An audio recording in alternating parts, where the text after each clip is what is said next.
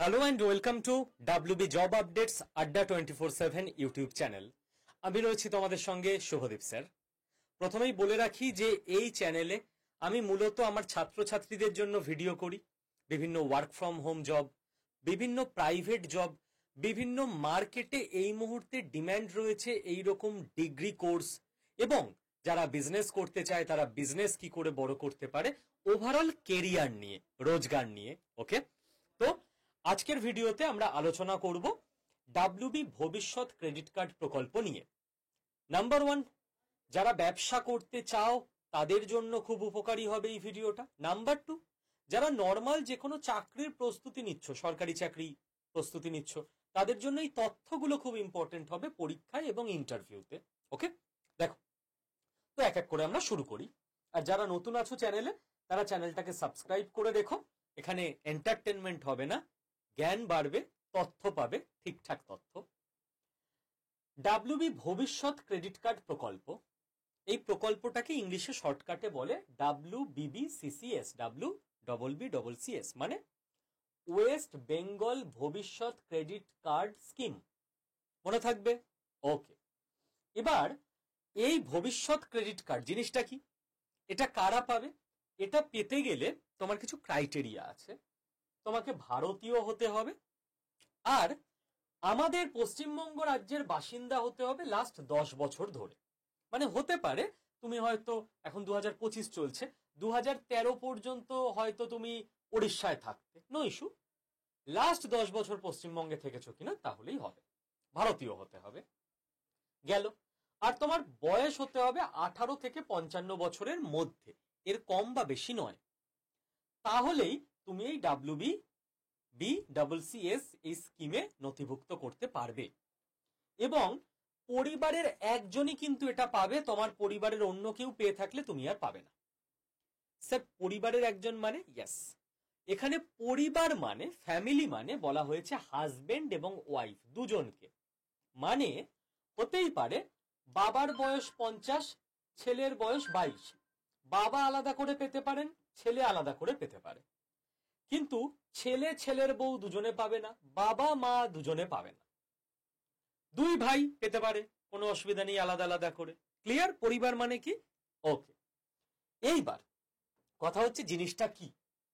জিনিসটা হচ্ছে তুমি যদি নতুন কোনো বিজনেস করতে চাও, যে কোনো ম্যানুফ্যাকচারিং বিজনেস, তুমি কিছু তৈরি করছো, ধরা যাক তুমি একটা কারখানা সেট আপ করেছো, তুমি ওখানে শাড়ি বানাও, রাইট? Textile business. ওকে, তুমি কোনো সার্ভিস রিলেটেড বিজনেস স্টার্ট করেছো, যে কোনো, ঠিক আছে?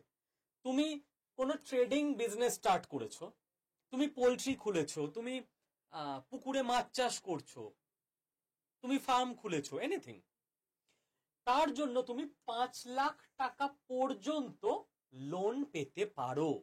5 লাখ টাকার ওপরে পাবে না, হায়েস্ট হচ্ছে 5 লাখ টাকা।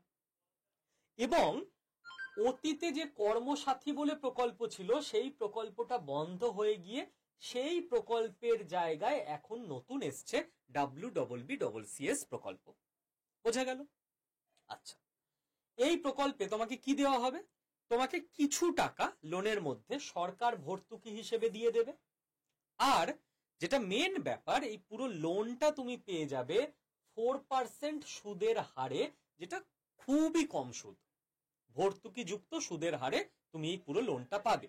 কারণ প্রথম দিকে তুমি কোনো বিজনেস সেট করতে যাচ্ছ, বা তোমার রানিং বিজনেসকেই বড় করতে যাচ্ছ, যেটাই হোক তুমি এই প্রকল্পের মধ্যে পড়বে। রানিং বিজনেসকে বড় করতে যাচ্ছ, তোমার কাছে কাগজপত্র আছে, তোমাকে তো ব্যাংক লোন দিয়ে দেবে। নতুন বিজনেস করতে যাচ্ছ, লোন পাওয়া খুব চাপের হয়ে যায়। তো সেক্ষেত্রে এটা একটা উদ্যোগ। আমাদের রাজ্য সরকারের টার্গেট প্রত্যেক বছর 2 লাখ যুবক যুবতীকে এই প্রকল্পের আওতায় লোন দেওয়া। এবং আসলে বিজনেস যদি বাড়ানো যায়, আমাদের দেশে যদি এমন ছেলে মেয়ে তৈরি হয় যারা ব্যবসা করবে, উদ্যোগ নেবে, কিছু উদ্যোগপতি হবে, তবেই কিন্তু নতুন চাকরি ক্রিয়েট হবে।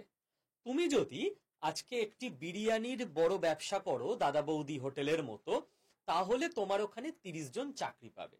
তার মানে 30 গুণ 5, প্রত্যেক পরিবারে যদি গড়ে 5 জন থাকে, 150 জন মানুষের পেটের ভাত তুমি করে দিতে পারছো। তোমার বিজনেসের মাধ্যমে চলছে, রাইট?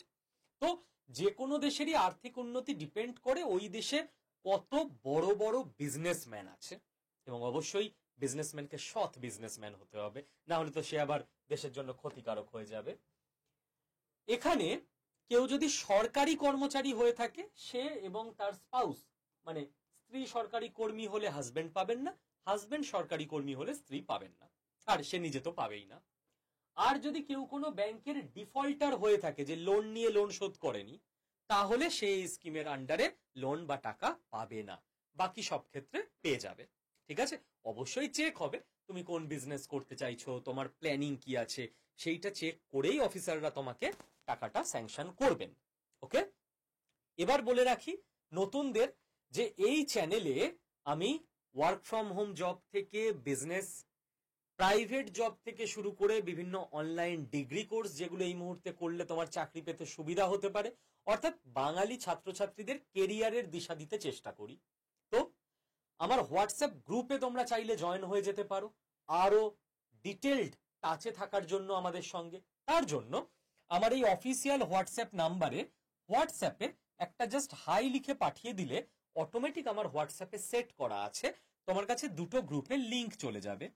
তুমি সরকারি চাকরিতে ইন্টারেস্টেড হলে এই লিংকে ক্রিয়েট করে এই গ্রুপে জয়েন হবে, প্রাইভেট চাকরিতে ইন্টারেস্টেড হলে এই লিংকে ক্রিয়েট করে এই গ্রুপে জয়েন হবে। যদি দুটো চাকরিতেই ইন্টারেস্টেড হও তাহলে দুটো গ্রুপেই জয়েন হয়ে যেতে পারো, কোনো টাকা পয়সা এখানে লাগে না গ্রুপে জয়েন হওয়ার জন্য। ওকে, তো এটুকুই বলবো। আশা করি WBBCS এই যে প্রকল্পটা, এই প্রকল্পটা সম্পর্কে একটা ওভারঅল আইডিয়া তোমাদেরকে আমি দিতে পেরেছি। বাকি যেটা অফিসিয়াল সরকারি গেজেট এবং এক্সাক্ট অফিসিয়াল PDF নোটিফিকেশন, সেইটা আমি গ্রুপে দিয়ে দিচ্ছি।